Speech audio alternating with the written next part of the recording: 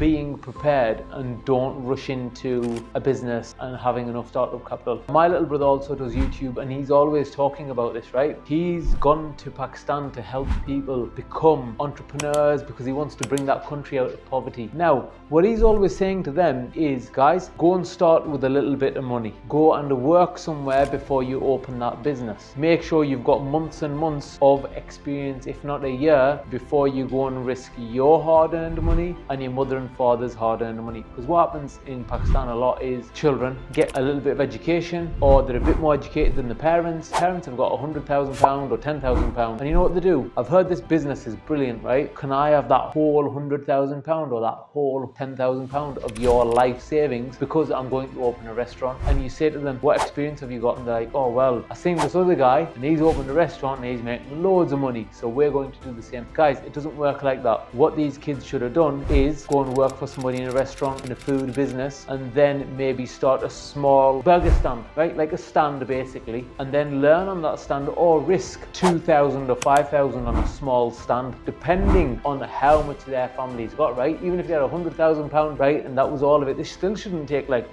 £20,000 of that and risk it on a burger stand. I would say to them, rent a burger stand from somebody, pay them by the day, go and make the burgers and sell them. See if you make a profit or not. Try to do the thing in the least amount of capital because you're just gaining experience. The ideal thing for them to do would be go to a guy who's got a burger stand somewhere else that they're not going to be competing with. Tell him, I want to learn this, I want to do this. Work for him free or on low wages for about a month just to get the basic cleaning, recipes and all of that, and understand, will I even enjoy this? Will I enjoy flipping burgers? And if I'm doing this, how much does this guy make and how much can I potentially make? They like it, they could do it a bit longer, then they could rent a cart or a stand and try selling their own burgers. And then what they should do is maybe start looking for an outlet. Learn there and then scale. The worst way that anybody could do any business is think, oh, that guy over there is running this business successfully, I'm going to copy it with no experience and I'm going to take over the world. Because you know what's going to happen? The chances of you losing all your money is very highly likely. Stay hungry. There's always going to be bumps in the road. I've done a video on this before, right? But when you're running businesses or even in life, what is going to happen is you know, it's not like the motorway. You don't have like a straight road and you're going over it and you know everything goes smooth and you can just put your foot on the pedal and you're just going faster and faster and faster in your car.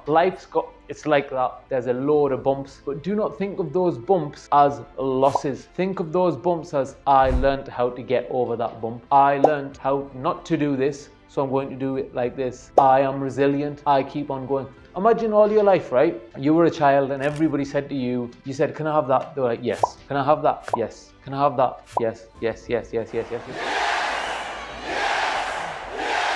You turn 18, you've done full-time education or you're going to further education, then you leave and you go and get a job with somebody. You go to your boss and you're like, can I go home early? No, God, please, no, no! You're gonna be like, bloody hell, this guy said to me no. And it's the same in any job, even at university, teachers, outside world, people are gonna say no to you. But as a child, if your parents, you've been saying, can I have sweets today? And they're like, yeah, but then can I have them tomorrow? They're like, no. Can I have them again? They're like, no. You know, they'll say yes to you a quarter of the time, 25% of the time, and they might say no to you 75% of the time. What happens there is you build up a resilience to the word no. And you're like, okay, when somebody says no or something doesn't happen, that's all part of life. I can deal with that. I'll just try another method, right? When you get a no or somebody says you can't do that, think of it as you've learnt something. Not that, you know, you're going to just lie there and say, oh no, you know, somebody said no and that's the end of the world. Oh, hell no! So guys, I've been through this in life, right? Got a degree and then you think, oh yes, I'm done. But it's not, because then you go and get a job and then you get a job and you think, yes, I'm done. But you're not. Then you go and start a business. And once your business starts going, you can start to think, yes, I'm the man. Yeah, everything's going really well. We're, you know, top of the charts for apps or games. And then guess what? Somebody makes a better one. You can't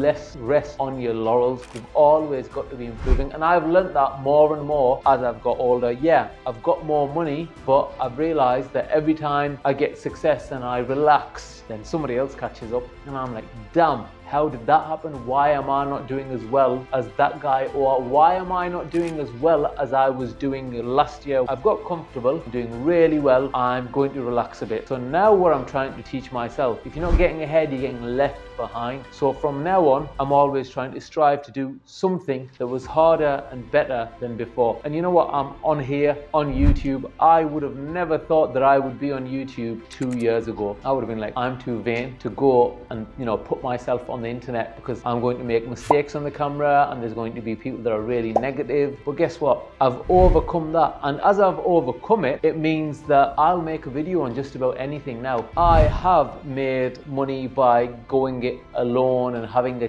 team of people work with me. This question can be divided into two things. I could have tried to do this business alone. I would have mean I have to be an app developer, a designer and all of that, and I probably would have never made it. But having a team of people working with me means I have made the business successful. When you go and do a business and you can have other founders, when they go and invest in something, it's not just me who makes the money. Everybody who invests in that business, they all make money together because they can all work on the next project together. So what I say is, if you're starting a business and you can get like a co-founder, that's great, as long as that person has the same kind of passion that you've got for getting ahead. So at the minute, I've been talking to a guy who's doing a fast food business. I want to invest in that business. Then I've got a passion for scaling that business. I want to help him open a lot of these, and then we can look at it together and think, wow, we did that. We've got one in every town, every city. We're going, international. It's just a passion of mine. Stay humble, even though you start making lots of money. Don't spend loads. So guys, all my life, or for the last 15 years at least, I've only been spending 10% of what I make